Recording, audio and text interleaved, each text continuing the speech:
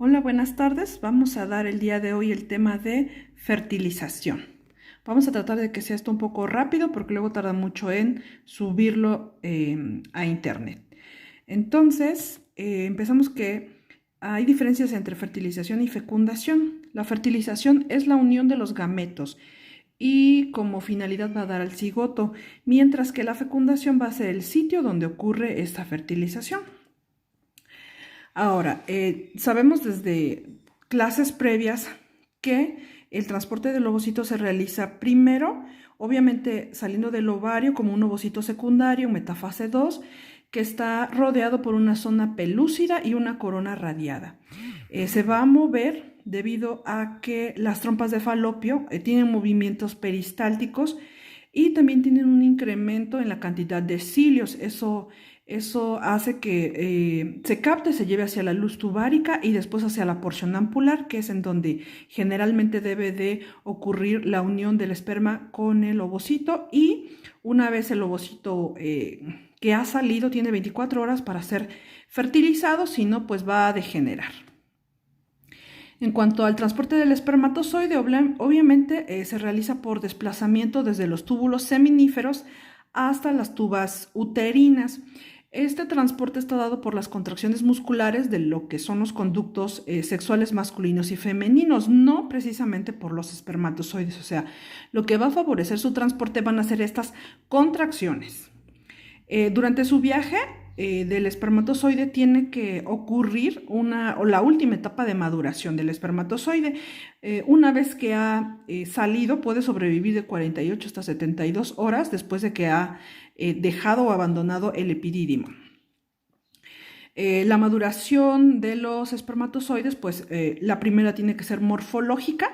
Esta maduración morfológica se realiza en los túbulos seminíferos, de ahí pasan a la luz, posteriormente a los túbulos rectos, a la red testicular, a los conductillos eferentes y finalmente en el epidídimo. Ahí van a tener una maduración epididimaria y ahí pasan varios días realizando esta maduración. En cuanto a la eyaculación es el desplazamiento de los espermatozoides del epidídimo hacia los conductos deferentes, los conductos eyaculadores y finalmente la uretra masculina. Durante el trayecto se tiene que mezclar con secreciones de las glándulas anexas del sistema reproductivo masculino para que ya conforme todo lo que es el semen. El transporte del esperma por los conductos reproductores femeninos, este es otro largo camino que debe de seguir. Este transporte puede durar desde minutos hasta horas. Una vez que han sido depositados en la vagina, cruzan el cuello uterino, suben al útero hasta las tubas uterinas, se desplazan en busca del ovocito y lo que le va a ayudar a llegar a su destino pues van a ser estas contracciones musculares del útero y también de las tubas uterinas. Sufren también en este trayecto un último proceso de maduración que se llama capacitación. Ahora, una vez que se han depositado los espermatozoides en la vagina, se tiene que saber que la vagina es un medio en el que no fácilmente sobrevivirían. Cuenta con un pH de 4.3. La forma en cómo pueden sobrevivir o sobrellevar este medio inhóspito es porque precisamente las propiedades del semen le confieren un pH de 7.2 ya una vez que están dentro. Entonces, esto hace que se pueda realizar o continuar el viaje, pero ya sin ninguna otra cosa que pudiera matarlos en ese momento previamente. Ahora, después, en cuanto al paso por el cuello, en el cuello uterino, específicamente en el conducto cervical, en su mucosa va a mostrar múltiples invaginaciones que se llaman criptas. Estas criptas no son más que lugares donde pueden almacenarse los espermatozoides y posteriormente desde allí irse liberándose paulatinamente. Esta liberación se puede continuar de 48 a 72 horas posterior al coito. Igualmente en su paso por el cuello va a haber, obviamente ya vimos esto en clases pasadas, va a haber cambios en el moco cervical. Del día 9 al día 16 del ciclo va a predominar el moco que se llama E, que va a ser más filante porque tiene aumento en la cantidad de agua por acción de los estrógenos. Y en el día 9, antes del día 9 y posteriormente al día 16, se convierte en un moco tipo G, cuya consistencia es un poco más espesa, y esto es secundario a la acción de la progesterona. Tenemos aquí un ejemplo en la parte de abajo de cómo puede ir cambiando o cómo en referencia a la etapa del ciclo e incluso la hormona que está predominando va a cambiar el moco, observándose que antes de la ovulación y después de la ovulación este moco es más denso y durante la ovulación es mucho más acuoso, lo que va a permitir el paso de los espermatozoides y así que se pueda realizar la fertilización. En su paso por el útero pues obviamente tiene una distancia desde el fondo hasta la parte superior de 5 a 7 centímetros. Es necesario que sepan que pues la velocidad de desplazamiento de los espermatozoides es de 35 micrómetros por segundo, entonces también tardará muchísimo tiempo desde la entrada hasta llegar al lugar en donde tiene que encontrarse con el ovocito. Su camino o su paso se favorece por las contracciones propias del músculo uterino o del miometrio, y los espermas alcanzan el fondo uterino finalmente y se dirigen hacia las tubas uterinas. En este trayecto en que suben y también van hacia las tubas, pues uno que otro o varios espermatozoides tienen también que morir o que perderse. Continuando por su paso por las tubas, ya una vez que han entrado al útero, van a ir por las tubas porque necesitan encontrar al ovocito para que lo puedan fertilizar. Dice, llegan a las tubas y se mantienen unidos generalmente al epitelio tubario. Durante su paso por este tejido genital femenino también experimentan algo que se llama capacitación. Ahora, en cuanto a la maduración de los espermas, es necesario aquí definir qué tipo de maduración tienen en cada etapa. Entonces, en la espermatogénesis hay formación a partir de células precursoras, se da en el interior de los túbulos seminíferos, inicia en la pubertad, obviamente es controlado por el eje hipotálamo hipófisis gonadal, y aquí lo que van a adquirir va a ser una maduración morfológica. En la segunda maduración, que es la epididimaria, esta dura aproximadamente 14 días y es mientras tienen su paso por el epidídimo. Aquí principalmente van a tener cambios fisiológicos y bioquímicos. Fíjense, dice que solo experimentan motilidad progresiva y capacidad de fertilizar, pero no quiere decir que se muevan, eso lo vamos a ver un poco más adelante. También tienen modificaciones de su plasmalema. El plasmalema no es más que su membrana plasmática, pero propia.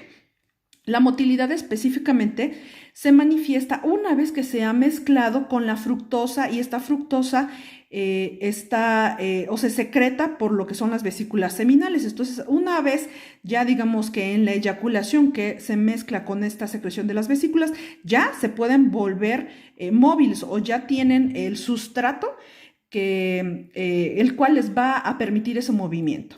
Finalmente, la capacitación, que es la última fase de maduración, esta la adquiere finalmente y es para ya fertilizar. Ahí sufre nuevamente cambios bioquímicos y también biofísicos. Principalmente modifica la superficie del esperma, se modifica el pH intracelular y estimula también la transducción de señales. Los cambios que tiene es: 1, hay un cambio en el patrón de hiperactividad; 2, hay un reconocimiento y adhesión a la zona pelúcida; y 3, adquiere la capacidad para exocitosis acrosómica. Eso ya es la última fase. Entonces, ahora en cuanto al encuentro de los gametos y la reacción acrosómica, dice que ya capacitados, finalmente quedan como unos 200 a 300. Esos son los que se ponen o se forman en la vecindad del ovocito, específicamente en la porción ampular de la tuba, que es en donde se va a realizar esa unión. El ovocito siempre va a estar limitado por la corona radiada, que la corona radiada no es más que un cúmulo o un conjunto de células foliculares unidas por ácido hialurónico. El espermatozoide lo que va a hacer es ir entrando entre esas células, irlas separando, o se va metiendo entre las células foliculares, llega a la zona pelúcida y ahí en la zona pelúcida experimenta algo que se llama la reacción acrosómica.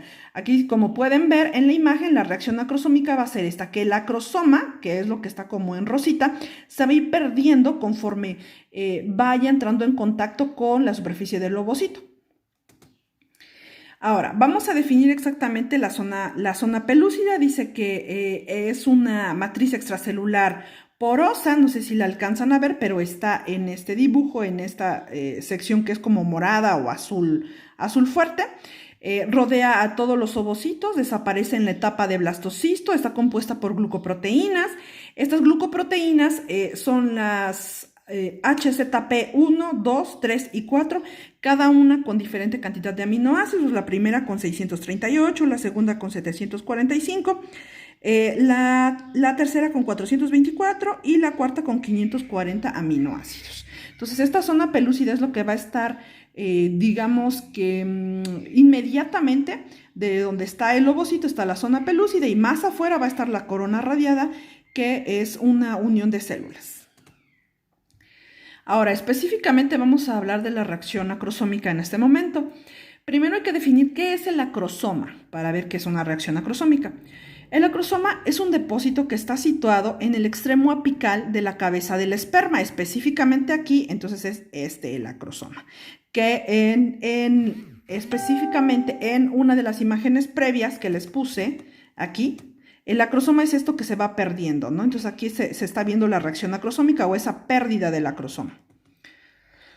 Bueno, la reacción acrosómica se origina precisamente al contacto con la zona pelúcida. Entonces, una vez que el espermatozoide llega al ovocito, entra entre las células foliculares, hace contacto con la zona pelúcida, empieza esta reacción en la cual pierde al acrosoma, ¿no?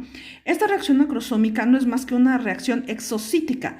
Quiere decir que una vez que se pone en contacto el acrosoma con la zona pelúcida, libera enzimas que están específicamente albergadas en esa estructura, y esas enzimas le van a ayudar para poder, digámoslo así, que deshacer la membrana del ovocito y poder ingresar entonces en ella.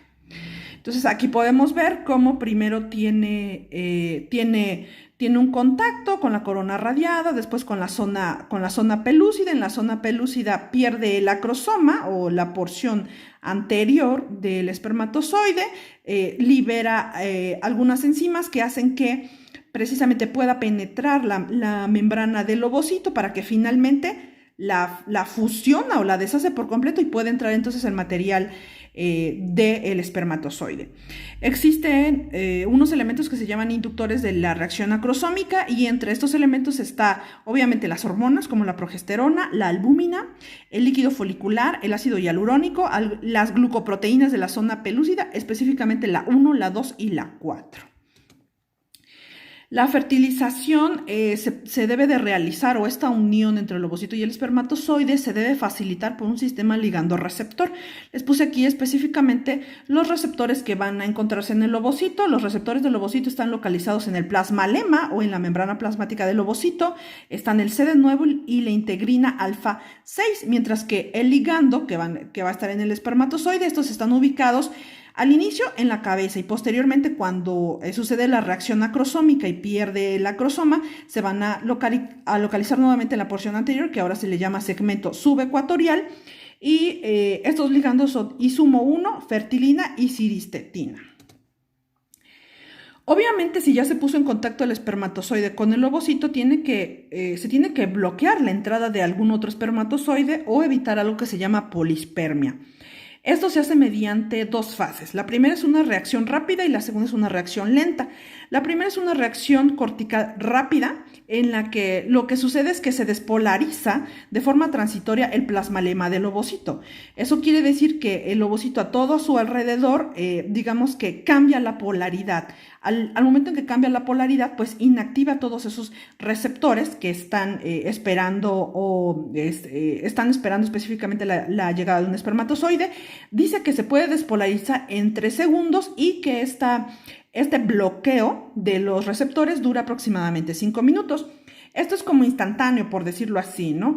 Después se va a llevar a cabo la reacción de la zona lenta con entrada de calcio al ovocito, y ya esta entrada del calcio provoca que existen unos gránulos corticales y estos se fusionan con el plasmalema, esto es, desde adentro hay unos gránulos corticales que se fusionan con la membrana plasmática del ovocito, hace que se viertan algunas enzimas hidrolíticas y polisacáridos al espacio perivitelino. El espacio perivitelino es el espacio que está alrededor de la membrana del ovocito.